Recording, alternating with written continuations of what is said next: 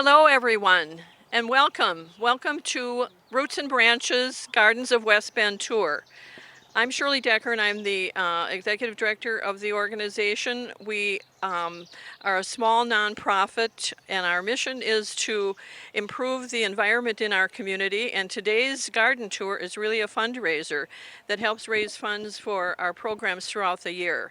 And our chair people are with me here today that really do the main work of putting all these gardens together and our tour, which is already lined up for next year, which I understand. I'd like to introduce them, and then they're going to share the gardens with you and the hosts. This is Debbie Kuring, she's a chair, and Tom Pfotenhauer, and Marian Roethke. And I'll turn it over to you, Debbie. Okay, thank you, Shirley. Well, we are again in a sweltering heat of the day. Hopefully everybody gets out here as soon as they can to see the gardens.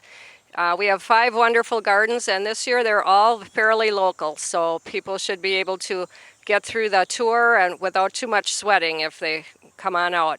So in a few minutes we'll be starting with the number 2 stop on our garden tour. We've been at the marketplace, which is our number 1 stop, and things are hustling and bustling down there. So in a minute I will introduce our garden hosts. Hello there, folks out there. I'd like to introduce Rob and Ellen Charlier Anglim. This is our first garden. Rob has so graciously painted a rain barrel for our raffle prize. This is not it. Ours is down at the marketplace, but this is a sample with a different picture. So I'm going to ask, Rob has been an art teacher for many years, so he's got all kinds of paintings throughout the garden and lots of different arts kind of stuff. I'm going to ask him to start taking us on a tour here.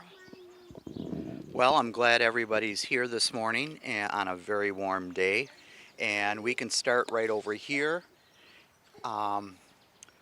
I got started early and with my mother, who is a teacher, and she was always in the garden working and showed tender loving care to all the plants that she had besides the ones that she brought into the house. And then I branched out after we moved up to this area. We have a bigger lot, and I have a hosta garden right here, some of my hostas, different varieties, color, textures. That's what I like to look at. I also paint the flowers that are growing in my garden. Over here is a peony painting that I did from the peonies that are no longer in bloom. And if we go this way, if you follow me through the garden, let me know if I'm going too fast for you. But the pergola right here that I built about 5 or 7 years after we moved into the house. The pergola I built 5-7 years ago after we moved into our house, and then I have a compost pile in the back. It's kind of hidden, so I don't want to show any of that, but I do have my ferns here and some of my succulents that I propagate. Can you tell us a little more about your bird bath with the succulents? The bird bath was given to me and Ellen when we moved into our other house down on 7th Avenue from my mother. And now what I do is I bring it in the wintertime. I have succulents in there and bring it into the four-season porch to house the plants. Very nice. So, but this will kind of give you a little bit of an idea of the garden. And we do have, some people will ask if we have problems with deer, and we do have deer, but I have not run into any problems with them eating any of my hostas. But we do have them where they go into the ferns and they bed down in there. Rob, you have a wonderful looking hat on here today. Do you have a story behind that? Yeah, you don't have to worry. They're not killer bees, okay? They're all I see some artificial. Lizards. Oh yeah, I do see bees, lizards, ladybugs, butterflies. And succulents are on there. Very nice. and I think there is a flamingo on there. Okay, if we move over here, inside the pergola, a lot of my plants I get from Steve Bemis, north of Batavia. Most of the plants that I get annuals for the potted plants here on my property I get from Steve Bemis. He's north of Batavia. And this is one of his succulent paintings. He put it in a frame, and he's going to be at the state fair this year with his display of all the succulents that he propagates. And if we move right over... This is a gorgeous painting back there, too. Oh, that's the daisy. Yeah, Black-Eyed Susan, what Yes. do you call it? Black-Eyed Very Susan. nice. That really adds a lot of interest to the garden, Rob. And then these are succulents that are hanging on my pergola. And this year I tried something different. A friend of mine gave me what's the stuff? Trumpet vine? Trumpet vine, but she also gave me a hops to grow on my pergola. So I'm kind of anxious to see what that turns out to be. And if we move down this way, Curly Willow, that was basically started from when you go to some of the flower shows, they sell Little cuttings, right? cuttings and Yeah.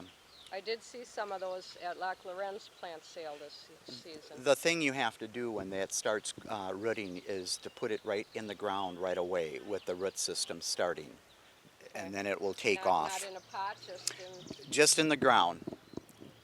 And then over here, it's basically butterfly garden.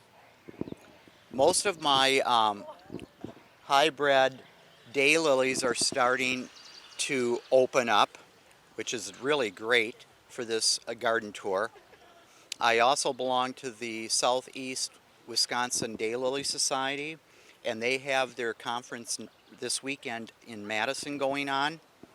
And a lot of the interesting daylilies that I have here are really hybrid, and the Southeastern Daylily Society also helps out at Lac Loran with some of the daylilies down there, and they donated quite a few daylilies to that garden.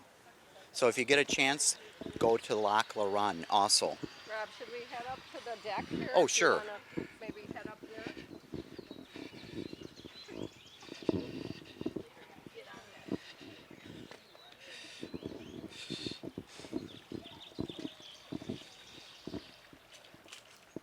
Should I ask about this? What is it? Oh, sure, Rhodes Scholar. Yeah. I don't know.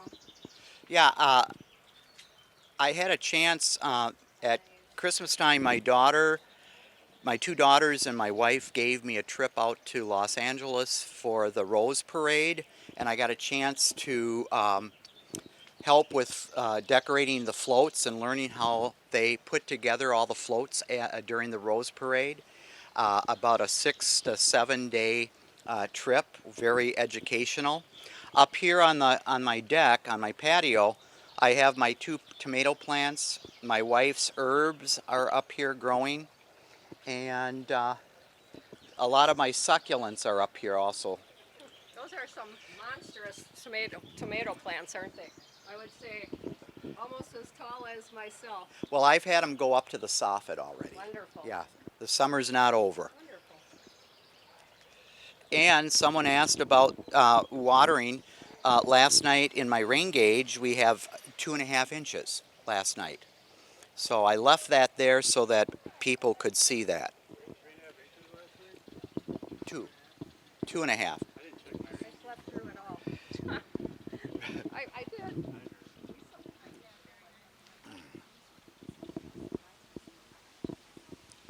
What do you got here? This isn't a garden, it's a botanical master. A little Is bit it on? whimsy. This is an area where it was infested with invasive plants, and When I went up to Madison this fall, winter in February, there was the Southeast Wisconsin invasive society that was up there, and I told him and I showed him a picture of one of the flowers that I had growing in my, and I thought it was believe it or not, a dandelion, which it wasn't. It was a very invasive plant. So this spring they came and sprayed the garden inside this area and then the grassy area and got rid of the invasive plant, which I was very grateful. And I really strongly recommend that if you do have invasive plants growing in your property, to contact them. It's the www.sewisc.org organization, and they will come out and look at any invasive plant that you might have on your property, and they will spray it for you. And then over in this area here, I have another hosta combination of plants, and I also have a rock garden on the other side. And I had a friend of mine who has grapevines that grow in their yard, and Vicki Hopp, who is the Master Gardener president of the Washington County Master Gardeners, gave me all these vines, and I made the hanging balls. And These are wonderful, Rob. they'll These are really add a little texture and movement to the garden, don't they? right? Yes. Very nice. And I used to mow the grass over here, but I just didn't care for the incline of the, and I didn't want to fall with the lawnmower, so I made it into a rock garden. You have a beautiful redbud tree over here, don't Yep. you? It's always, Of course, it's not blooming, but I No. think that's gorgeous in the springtime. we're lucky for today with the heat and the humidity that a lot of the stuff is still blooming Yeah, and that. So right. Yeah, we had a little bit of dry weather, but we're making up for it now. yes, And And- you have another succulent thing on that rain barrel. You have a few rain barrels around the I yard. do. And I just got done painting two other ones for two people, Yeah. and they're very happy. And one lady has been on Facebook, and several people have made comments about the rain barrel that I painted for her home. Yeah, they're very nice. So And that's after a famous artist, right? That's a famous. yeah, that's Vincent van Gogh's irises. Okay. And I'm also doing one for Steve Bemis, which is going to be a painting done by Van Gogh. So I usually do a famous painting on the barrels, and then I put my own touch onto it. You have a lot of nice annuals stuck in here with all the greenery. That really adds something here. Yeah, it really pops everything out. A beautiful section of the garden. And it has a lot of different textures going on Oh, look that at I these really little like. mini hostas. Those are lemons substance, Lemon substance. and they really multiply. And what I really like about it is the little tiny flowers that they produce, and it's kind of like an Quite accent. different than the one they call summon substance, Yes, isn't it? yes. You have that huge monster. I do. You do? And then I also have a large one over here that is just starting to bloom, and the rain probably knocked most of the blossoms Yeah. down. So Should we go down to that little corner there? sure. Okay. And this is where the rock garden is. And this is where I used to mow grass. And Hi, you're ladies. all right, Good. ladies. And now I put in quite a bit of different daylilies that I really enjoy. I like the daylily. I like the daylily that the city has, the one for the city flower, What is it? Stella Dora. Stella Dora. Okay. And I have those in the front of my house accenting the walkway coming up to the house. So a lot of nice We'll check out textures. the front of the house next.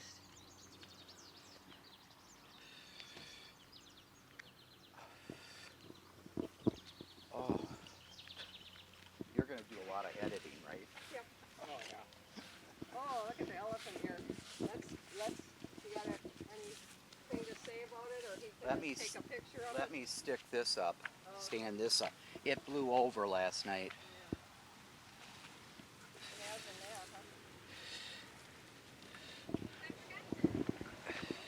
Nice bark structure here with this tree. Is this a crab? Yeah, yes. It's a snow white, and that one does not get berries, and this one does. Okay. And the berries are messy. I don't know, are you running that? It's running the whole time. We just take out. Oh, Okay. okay. And in this area, we have a large elephant plant, and a lot of these go back to Steve Bemis's nursery for the winter.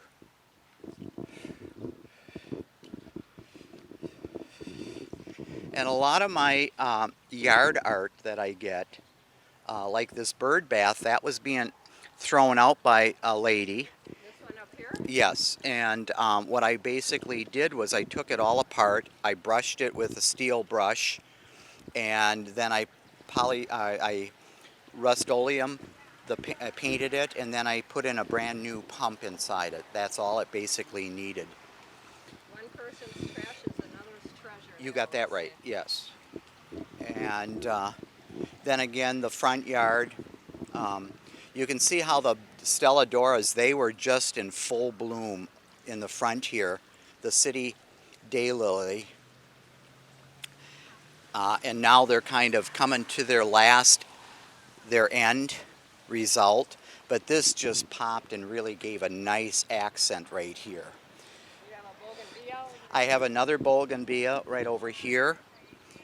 Yep, with all of my coleus. I love coleus. It's And then the one over there on the corner, marking that this is a garden tour, that one's really in bloom over there. that's right, And a lot of shade plants in this little border back here. correct. And then I have my weeping pussy willow tree. Oh, And that's interesting. 2 years ago, it was really it had a lot of the Japanese beetles, Oh. and it's just stripped all of the leaves completely off of the plant. How are you doing with those this year? I think? Well, I put in an insecticide into the grassy area Okay. to take care of just the beetles. Does it seem like it's worked? It has, and what I found that works for me is the spray, and I mix it. It's number 8, and I mix it with water, and I have it in a sprayer, and I'll spray the leaves and everything else. Okay. So, Well, good. Thank you for that tip. and then this is basically the coming to the end of the tour, and I was kind of hoping my hydrangea tree would have been popping Almost, with the not heat. quite, huh? It'll probably pop tonight or tomorrow. Of course. Who knows? Well, tomorrow's still the garden tour. That's so right. We can hope for that. That's right. Well, thank you, Rob. Is that about all you want to show us? Yeah, that's it. Okay. Rob has some wonderful informational posters around his yard. I see there's one on monarchs over there, a couple different things on monarchs. So he's done a lot of work for us, and I hope he enjoys his day and talking to people. So I'll see you I at do, the... if I can, I'd like to make one little. The other thing, it just popped in my head because you had asked me earlier of how I got really started in it.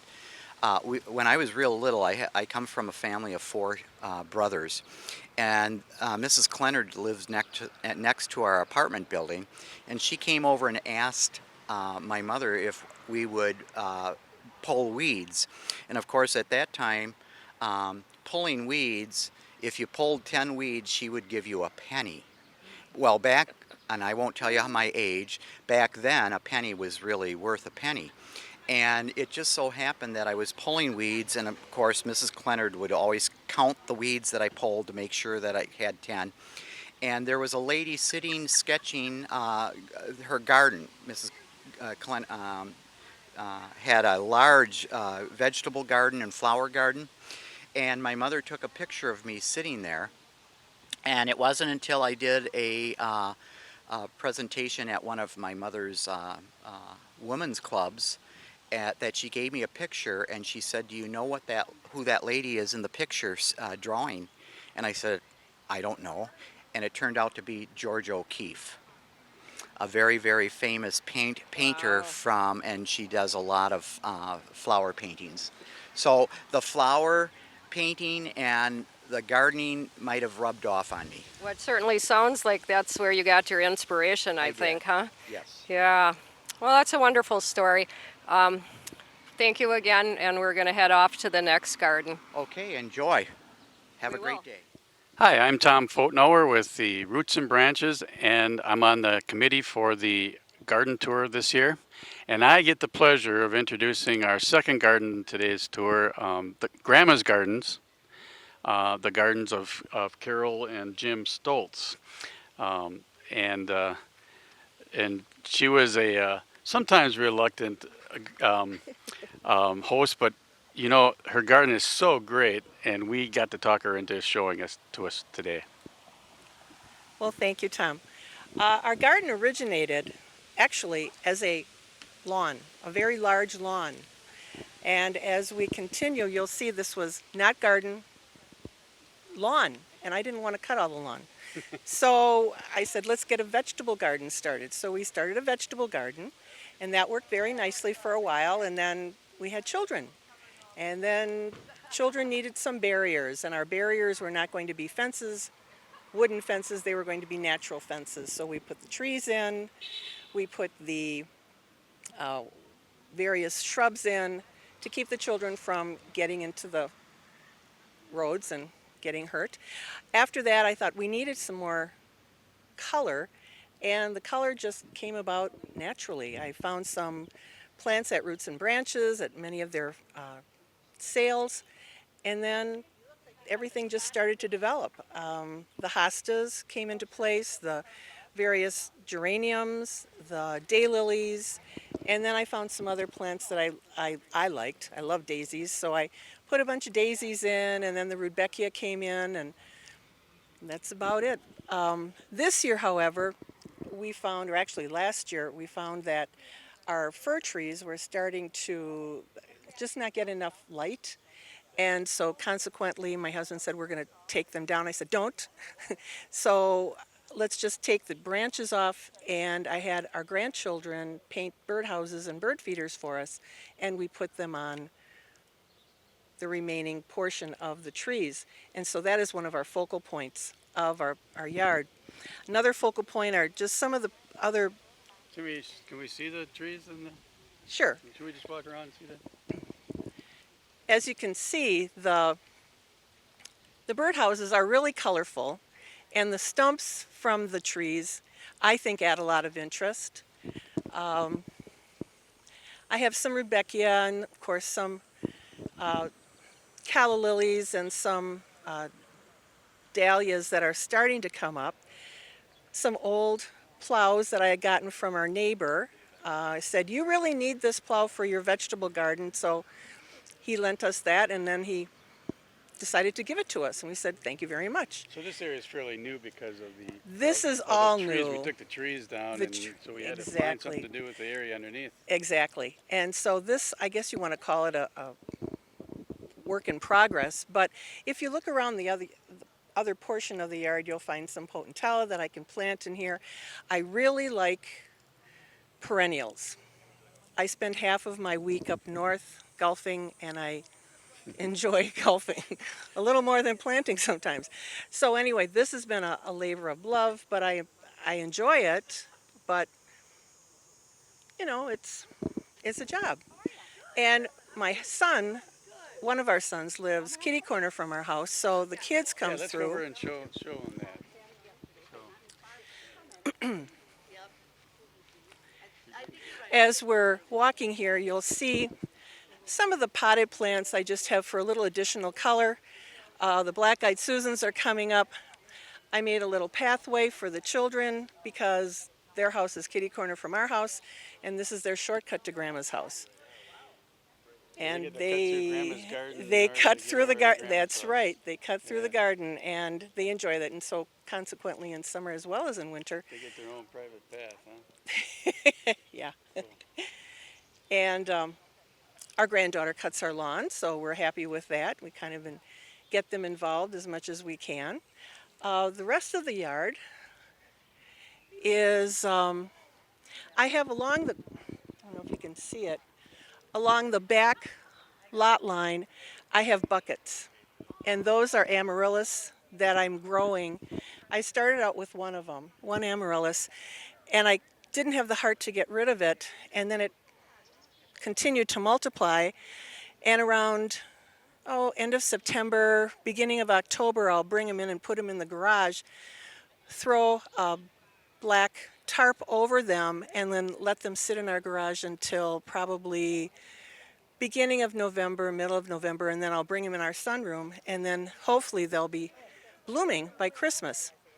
Usually have in the past. I don't know why they wouldn't. So they bloom around Christmas time. Yes. Do you bring them out in the house? I put them right along the sunroom window so people when they drive by can look at them.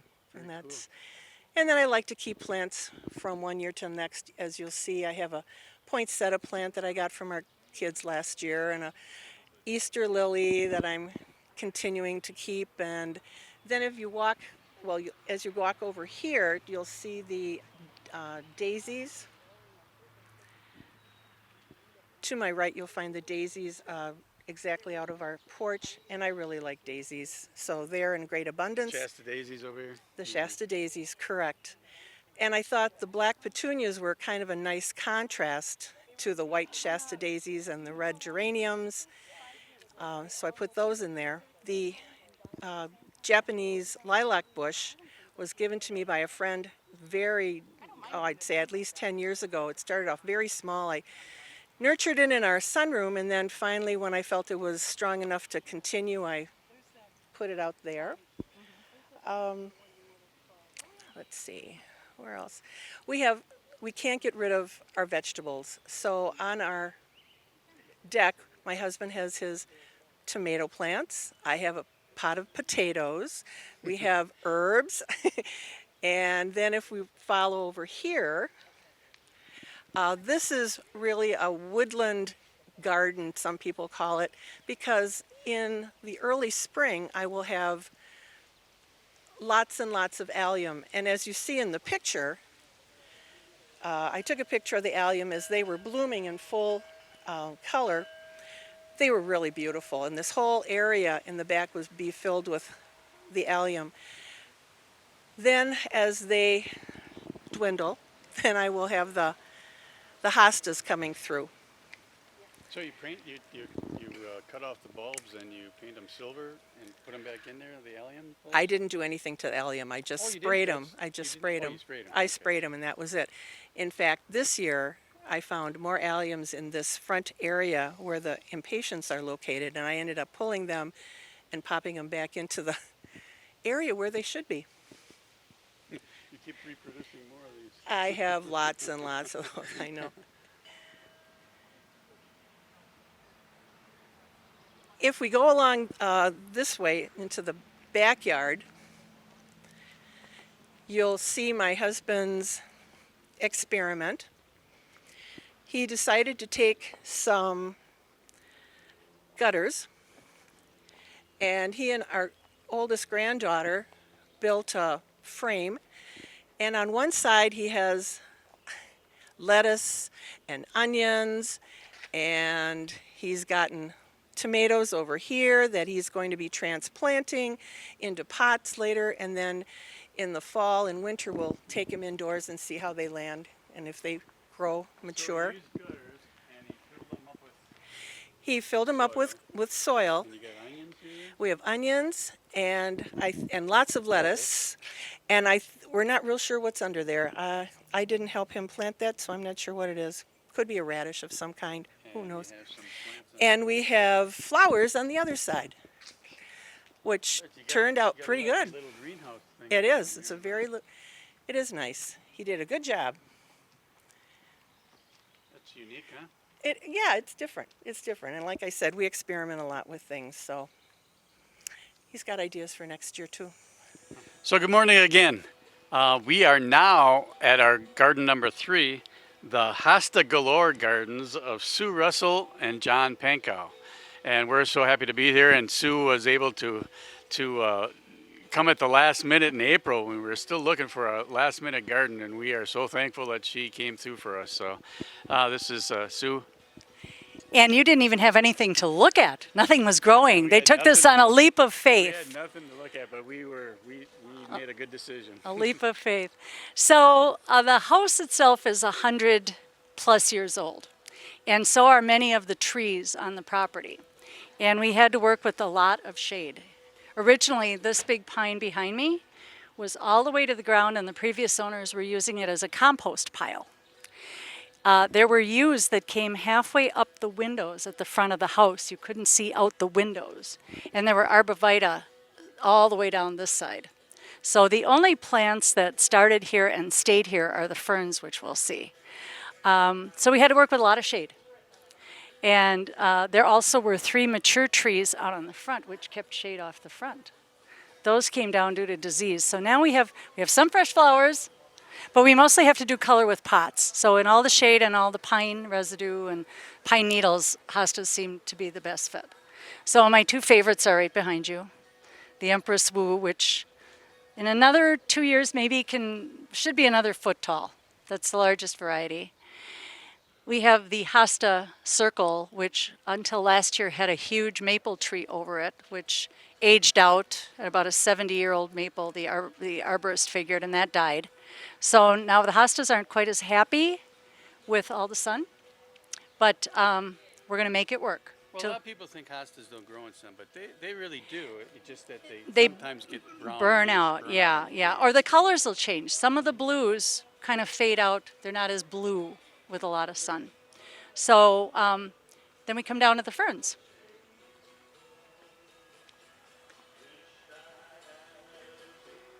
And our musician. Oh, well, we're going to come back to that, right? Or do you want to do that? You can do it now or come back. All right, you can do that. Because you're going to edit this all together anyway, right? Yeah, I mean, it's going to be all a different order and all. Yeah.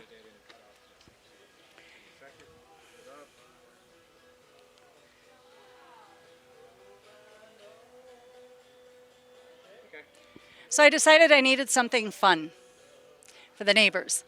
And I found this up in Door County, and there's an artist who sells them at a gallery in Door County and one other place in California. And the design was unique in that it's a kaleidoscope, but meant to be a planter. And as the pot turns, your views, what you see in that kaleidoscope, changes every day based on how the flowers are growing. It's 4th of July, we add a little sparkle, and that kind of stayed in. You can change it for the seasons. And it's a very functional planter because the everything drains through the main stack. So it's kind of fun. We have a little stool. The neighbor kids come over, and they always want to see the telescope. And the mailman stops and looks at it, and people walking their dogs, which is why we kept it towards the front of the house so it could be enjoyed.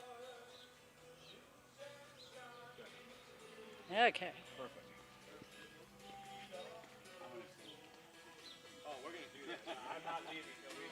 I do it every year when I plant it. Here we have our, I gotta fix the dinosaur here. There he is. And here we have our latest edition from Jurassic Park. The ferns just felt like they needed something kind of prehistoric, so that's why he's in there. We could not grow grass here, so a few years ago I ordered 2.5 tons of stone from the quarry and had it halfway done before John came home, and he said, "Oh, I thought we were putting wood chips there." But no. And again, when that maple was here, you could not grow anything here. So this acts as just a nice little space for the fountain and to enjoy from the deck. Yeah, we get all our gardens where they want to be, and then all of a sudden a tree dies, and we got to change all And the yeah, stuff. it's sad because it was a beautiful maple. But baby Groot there will grow someday and provide some shade. And I hope in my lifetime. So from my deck above, I love watching birds. However, everywhere I put a feeder, there was a mess. And it was coming into the lawn. It was issues. They were trampling the plants, the squirrels trying to get to them. So I decided to take advantage of having these old pines and strung them all in one place. And now, no matter what drops down there, if the seed decides to germinate, it's very easily removed. In fall, I can take a shop vac and get the remainder of the seed out. And I don't have to look at any of the mess from up on my deck, but I still get to see my birds. So again, down here, a lot of old pine. These in particular, these big ones behind me, are very, very old, and we couldn't grow anything under there either because of the pine needles constantly dropping. So once again, hostas, the answer to everything. And a little color with some pots. Oh, you're dragging green begonia on the stand. Now, how'd you make, didn't you make I made the stand. I didn't want to spend $100. I'm cheap. So I bought some sonotube, which is what they use to put concrete footings in, and got some color for cement, mixed some cement, and poured a pedestal. So it works. And the dragon wing begonias give you color in that garden, so they do good. Oh, I'm sorry. Oh, Okay. yeah. So again, just enough color back here. And same thing as we go to this side over here. We just lost 3 more pines last year. So we were not even able, literally, to grow grass here now till we had some sun. So this was another experiment. We left the stumps in. And once again, I do get a little sun back here now so that I can have some perennials that need a little bit of sun every Did day. you build that whole stone wall yourself? Well, John did. Your husband? I do the paving, and I put in the little stones, and he did the big one. Yeah, that's That was timbers like this over here, but they were rotting out, and the wall was coming down. So that was a production. You know, but again here, unable to grow grass because of the pines. We have a lot of roots. The old farm foundation wall there was an initial problem too. That under the cranes, that cement literally goes underground under that root and extends past the garage. So every time you dig over there, you hit some part of the foundation somewhere. What is that big? That is an angel trumpet tree. And this one happens to be pink and white. And the one behind it, if it was blooming, would be solid yellow. Yes, you can take them in, and what you do is you put them in the darkest corner of your basement, and you stop watering them. And they will go completely dormant and look like perfectly dead sticks when you bring them out in spring. So I bring them up in April, put them in front of a window, give them a little fertilizer, some water, and they're good to go again for the next year. Those are about 4 years old. Again, we are at the house of Jack and Christine Freiheit, and they're going to show us a little bit about their garden and the highlights and maybe how they got started into gardening. So the tour starts here. I see the begin your tour sign is here. And we are still surviving the heat. I see Christine has a beverage. She's lucky Christine. So Christine, would you like to do some talking as we walk through? Sure. Well, it's a labor of love, to say the least, and it's just starting with plants and things that we have purchased or we've garnered from friends' prior homes, and we're just playing in God's creation, so it's not hard at all. So let's just continue on the path here. Christine can tell you a little bit about the growth on this side of the house, but this is kind of our path between the two homes, and we wanted to make a little private, sneaky path to our backyard. So that's kind of why we snake around a little bit with that. I So. like your garden art. I like your little Japanese-looking pagoda or Right. something over there. Most gardeners are really into the garden art these days, aren't they? Yes, they are. Yeah, that's a lot of fun too. Yeah. It makes it kind of an eclectic garden to add the art. Okay. These are lilac bushes. Of course, they're all spent, but they were the most beautiful they've ever been this year. Yeah, they're awesome. And so lots of ferns and hostas, of course, here. You can not look at the Concord air conditioner. But our little welcome sign, and I did make the little planter bench this past winter. So, Very nice, so that's very kind of fun. nice. That was my Mother's Day present for Yep. Jack. Yep, her Mother's Day present. And then circling around the blue spruce, the heron is guarding this little garden. And our Joe Pye weed here, and of course my favorite Father's Day present, my 100-yard I'm 100-foot retractable hose. Yeah, you have more than one. We do. We have one on each side of the house, right? After you told me about it the other day, then I saw it on an advertisement on Facebook. I saw it. Okay. Yeah. Oh, yeah. Yeah. They're very fun. I think everybody needs probably one of those. They do. They do. Especially if you have a tired shoulder from doing this Yeah. 20 times a day. As you go through the garden, just to reiterate, our garden was designed for pollinators. And so you'll see things, repetitions of Joe Pye weed, ironweed, anything that attracts the butterflies, hummingbirds, the bees. Okay. We have some things with berries for the birds in the winter. Very nice. I know you abut the Milwaukee River, so I know you probably have a lot of birds coming. A lot We of do. different birds than most people don't. Yeah, the bald eagles sit right on top of the dead branches in that tree, right over the river. So. Have you seen them late? Have you seen them lately? No, they usually No? come from October through February, and then they head out. Yeah. We did have an osprey as well, and that's the same osprey that has a nest at the fairgrounds up in Fairgrounds, the up in the cell cellular tower. Oh, Yeah. So we get to see the osprey when it comes to fish in the river. wow. Yeah. How do you know that's the same one? She flies right They- back. Because they're pretty much, they come back year after year. Okay. And if it's not that, it's one of their offspring. Oh, interesting. And if you would believe it, I planted this tree 6 years ago. It was this large and put it in the back of my trunk. Wow. And this is what it's become today. It's a river birch. Yeah, very interesting. Yeah. So it's been a fun Yeah. tree. Yeah. Yeah, I think it probably can hear us better with the microphone. But that's gorgeous. And you have a fence, a privacy fence with a lot of knickknacks on. Very nice. Art. Okay. Garden art. Yeah, this is Yes. from Door County, a little studio in Gills Rock. That's actually. gorgeous. Yeah. I do like that. Swallows. And you have some new neighbors, so that privacy always works. Right. Right. All right, head on down here. Some beautiful phlox. That is the big specimen of phlox, that's for sure. Yeah. And this is all conservancy as far as the eye can see. So I mean that's really why we bought the lot and built our home here, because we wanted to just be surrounded by nature, no matter what development happened. So Very nice. all nature. Milwaukee River is right there, and if you, I don't know if your camera can swing down and see the sign on the tree there and next to the chair, but that's kind of our observation chair that looks down over the Milwaukee River.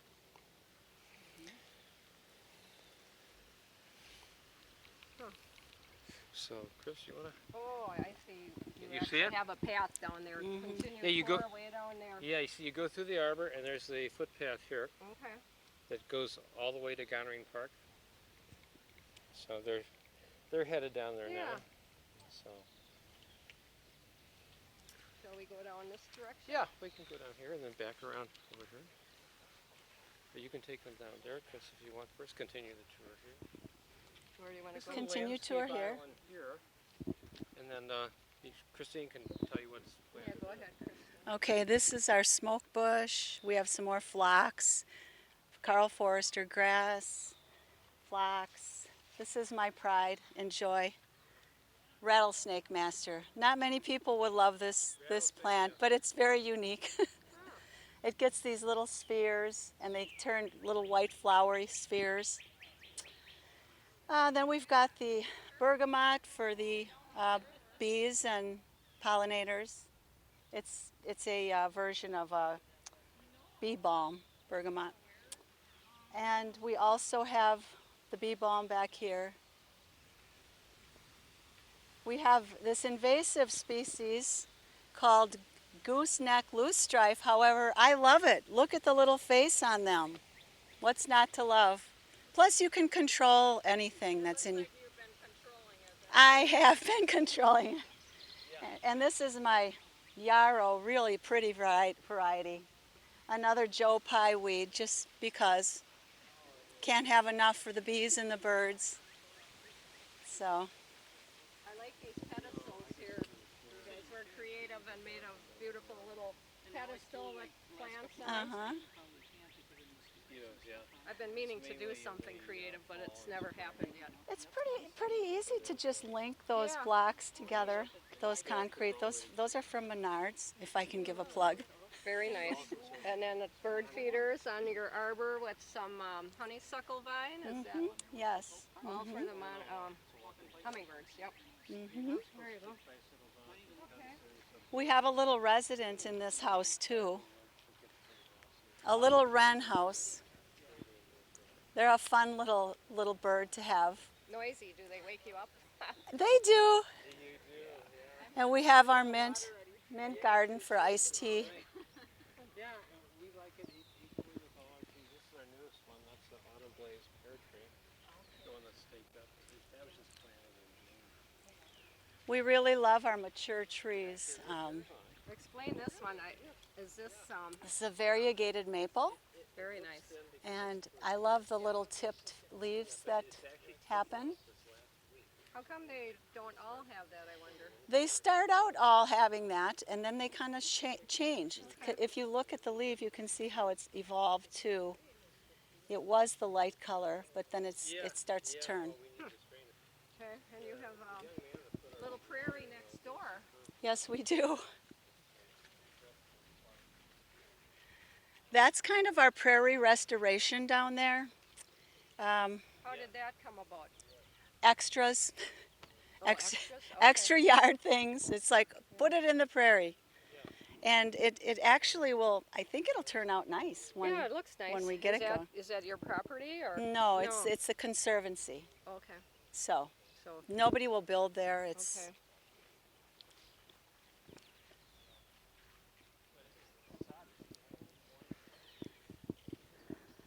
so Have you had any monarchs or monarch caterpillars? we have. You We have? actually birthed. We didn't birth them, but we took them off as pupa down, and we Watched them. watched them grow, go through all their stages. Yeah, very nice. About 20 of them, and then we let them go, and they're coming back to visit all throughout the morning. I Do you saw. have a lot of trouble with deer or anywhere in here? Yes and A no. little bit. A little bit of Yeah, trouble, I'm but sure you do. they sometimes do. I mean, they tend not to go for the native plants. That's nice. They do not eat those. They love your daffodils and your tulips, and we don't have any of those. So Oh, they don't even like nasturtium, which we have, and that's edible. very nice. Shall we head up to the patio area next? Sure. Jack. Yeah, get him in on it. Your turn to narrate. My turn. Okay. Well, we can't ignore our visitors. No, no, we'll get out of the way. So Walk yeah. around the patio. Yeah. Okay. Up on the patio or? Wherever you want. Sure. Yeah. Well, we just wanted to be surrounded by beauty and color, and we built an extra big patio so we could just extend our living space right out into nature, and so that's why we did that. And so our goal in the backyard here was to create a park-like setting, and so I think we've achieved that pretty well, right, Chris? Yes. Okay. I don't know if you saw the water feature. So, a great fountain that my lovely wife presented to me as a present a few years ago. And did you have a chance to kind of see the panorama out here? Not yet. Okay. Well, this is a conservancy, so we'll never see any buildings in the back or on the side of our house. So that's one of the great reasons we moved here. Did you say anything about our autumn blaze pear tree? It's our newest tree, replacing an ash tree. All the ashes are kind of heading south and dying off, but this is an autumn blaze pear tree, and it's actually getting little pears on it. You can see right here. And so it was just put in May or June? May? June. Yeah, so it's very, very new. That's why it's still staked up, so it doesn't move. And heading around to the side of the house, Chris, you want to say more about your famous hollyhocks? Everyone loves our hollyhocks. Yeah. Yeah, and tell them that's the highlight of, well, not the highlight, but tell them that's talked about a lot. It is. The hollyhocks are just a remembrance The hollyhocks are a remembrance of my childhood. I lived in the city of Milwaukee, and almost everyone had hollyhocks planted on the fence up near the alley at the end of their lot lines. And so I grew to love them and always wanted to have them, and we put them in 3 years ago. They took a beating with the wind about 2 nights ago, and so we had to pretty much stake them up, shore them up, but I think they're doing a lovely job this year of blooming. This is a hackberry tree, another tree we're really proud of. It's a tree that just does not quit. No. Gives us a lot of shade, grows wonderfully. The Japanese beetles don't seem to like it, so we're happy with that. Yeah, we sure are. We just have a lot of ground covers down in this garden. And then if you haven't seen enough flowers, you can look through our windows to more. Probably not. You mean your house has got just as many flowers Yeah, as look. your outside? Yeah, you can see them from I here. can. Yeah. We have a little herb garden this year. It was pretty easy just to buy them in pots, and we can come out and snip off the basil, cilantro, rosemary, or parsley. Who's the cook in the family? We both like to cook. Well, But last night I used the basil on some tomatoes and Okay. balsamic. Another honeysuckle and another of our famous hoses. Oh, yeah. I bet. That's got to be a lifesaver. It is. We couldn't have done the tour without it. We really couldn't. And up here, Jack, you want to talk about Why'd you say something about this beautiful garden? Yeah. Well, this is the coneflower garden, and the bunnies loved our coneflowers. Up until last night, this was covered with chicken wire. Good. I never knew that bunnies liked coneflowers. What's to like? I mean, they're rough to the texture, but and then this lovely one, we were presented with that by Roots and Branches, and we love that little addition to our coneflower. That is a Mexican hat coneflower. Oh, good. You had just the right spot for it. I did. Yeah.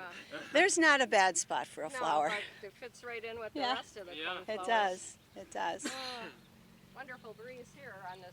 I don't know. What does it feel like? 105 today? Yes. It does. You want to talk about the And then your flowers in back are mandevilla? mandevilla, yes, thank you.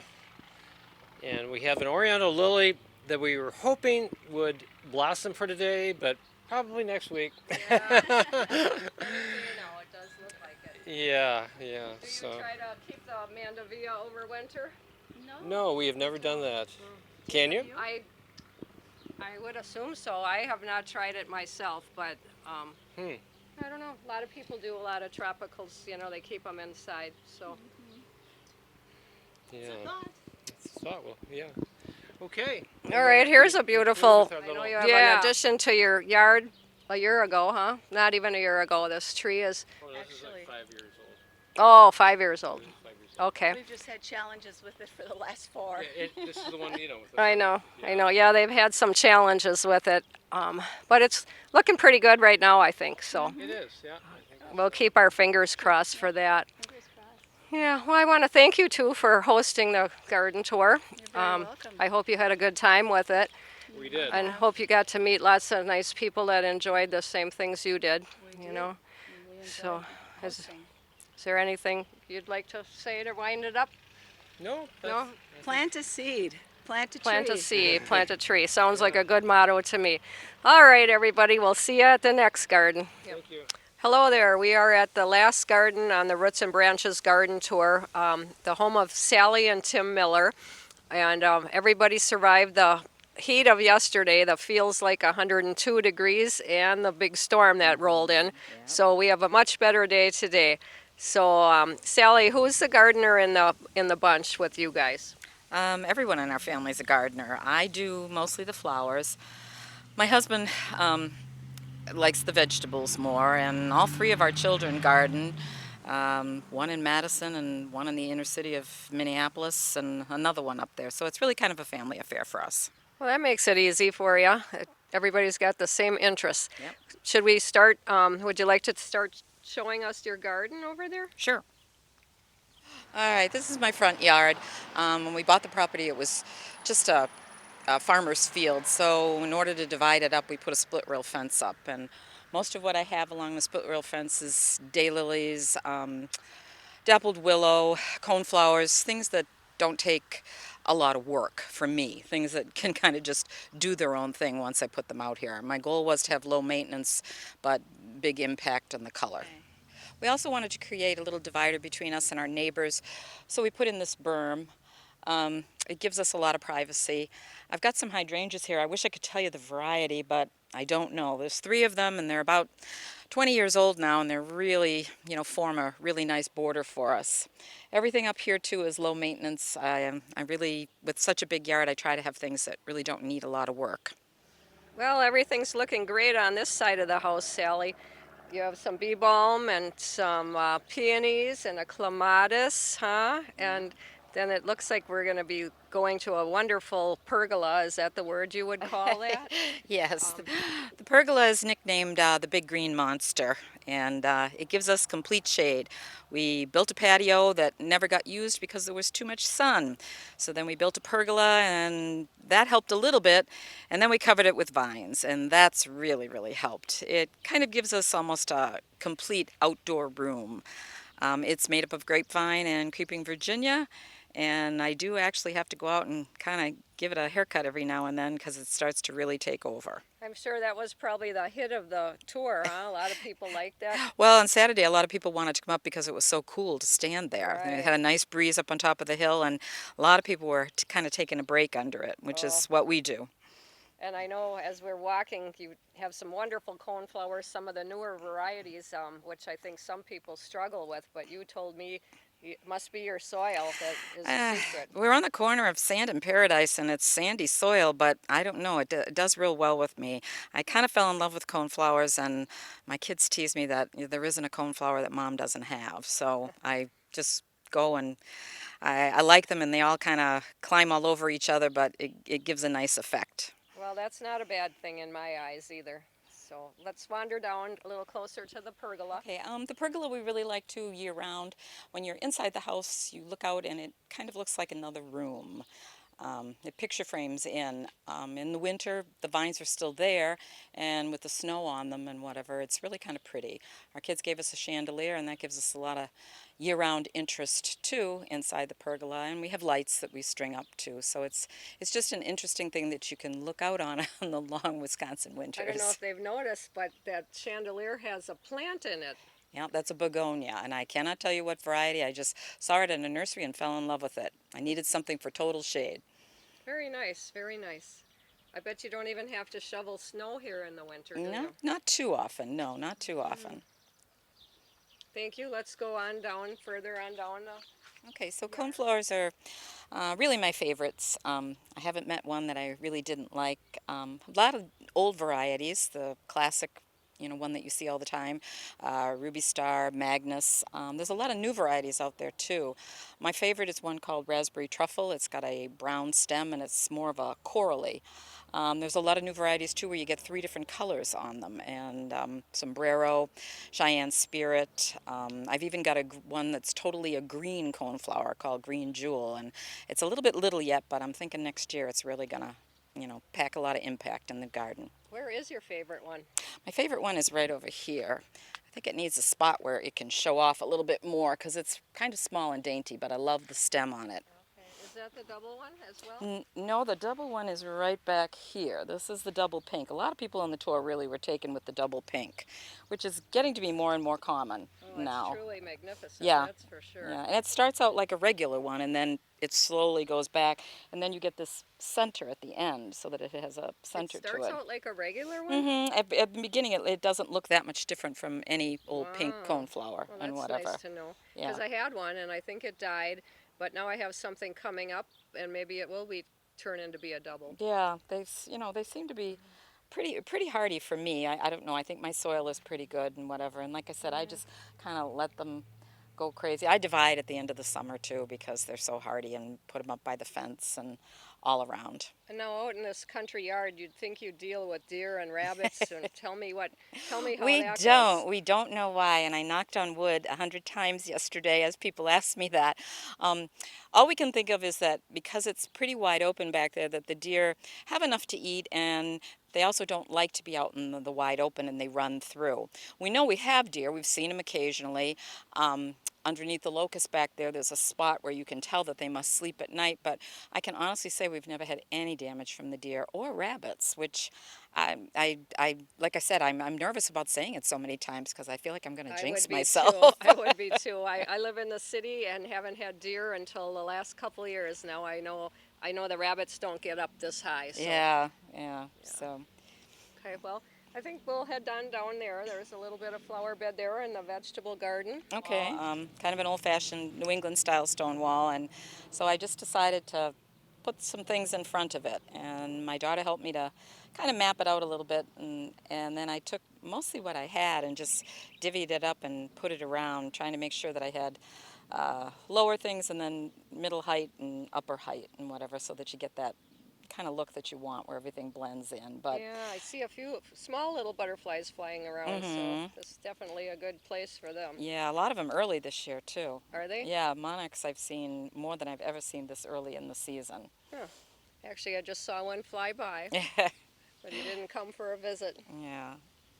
And you do vegetable? You said yes, we Tim do. Does the We originally, vegetables? when we bought the land, we didn't build a house for about 4 or 5 years, so we had the little chicken coop way down in the back, and we came out here and gardened. My husband's from a farm family, and having a garden was real important to him. So we went to raised beds about 10 years ago because it just seemed like it was an easier way to keep things up.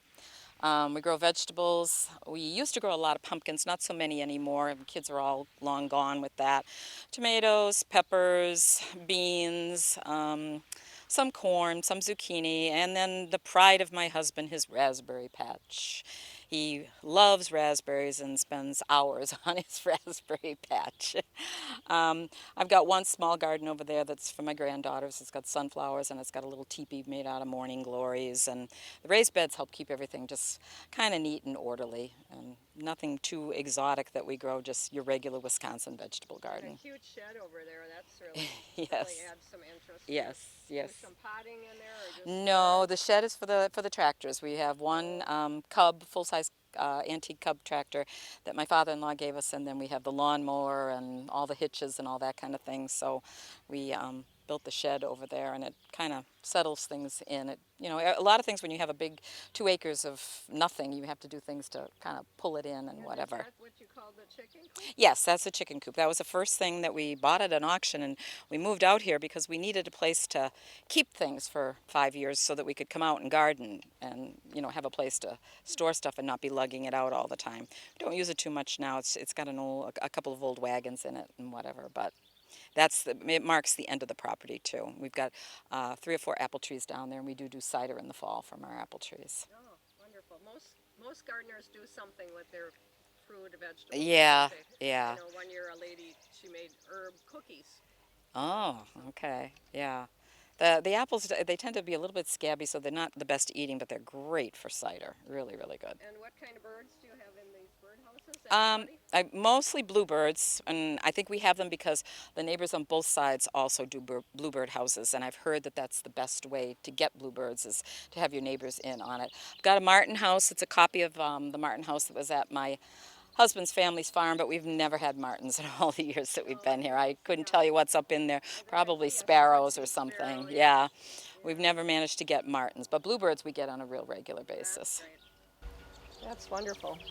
I hear a beautiful singing bird, but I don't know who it is. Yeah.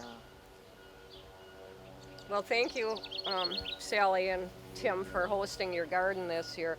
We had a wonderful selection of gardens this year, and we're already working on next year's gardens. And so if anybody out there knows of anybody that wants to be in on the tour, contact Roots and Branches, and we will put you on our list for future gardens. And I want to thank everybody, the volunteers and the sponsors and all the garden hosts for this 2019 garden tour.